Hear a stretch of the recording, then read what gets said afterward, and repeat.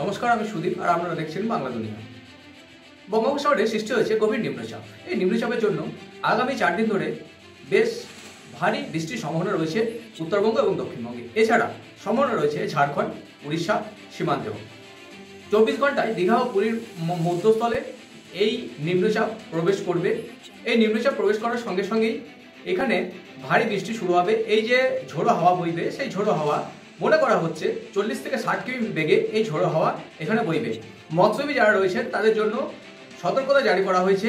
আগামী 3 দিন যাবৎ তারা যেন সমুদ্রে প্রবেশ না করে, তারা যেন মাছ ধরতে না যায়। আবহাওয়াবিদ সৌরিশ বন্দ্যোপাধ্যায় তিনি বলছেন যে গভীর নিম্নচাপ যে 24 ঘন্টায় ক্রমশ গতি বৃদ্ধি করবে এবং সর্বোচ্চ এর গতি হবে 60 কিমি পার ঘন্টা। এবং মঙ্গলবারে বিভিন্ন জায়গায় ভারী বৃষ্টির সম্ভাবনা রয়েছে। তার মধ্যে রয়েছে বাঁকুড়া, পুরুলিয়া, মেদিনীপুর, এই সমস্ত জায়গায় মঙ্গলবার ভারী বৃষ্টির সম্ভাবনা রয়েছে।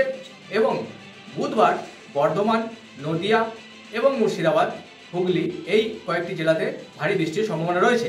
সুতরাং যথেষ্ট চারিদিকে সতর্কবাণী তৈরি করা হয়েছে আবহাওয়া দপ্তরের পক্ষ থেকে। আবহাওয়াবিদ সৌরিশ বন্দ্যোপাধ্যায় তিনি বলেছেন যে আগামী 3 দিন মানুষজন সাবধানে থাকবেন, বাইরে বেরোবেন সাবধানে, এবং যারা মৎস্যজীবী আছে তাদের জন্য পরিষ্কারভাবে সতর্ক জারি করা হয়েছে যে আপনারা আগামী 3 দিন সমুদ্রের মধ্যে মাছ ধরতে যাবেন না, কারণ এখানে 50 থেকে 60 কিলোমিটার বেগে ঝোড়ো হাওয়া বইবে এবং যথেষ্ট বিপদের সম্ভাবনা রয়েছে।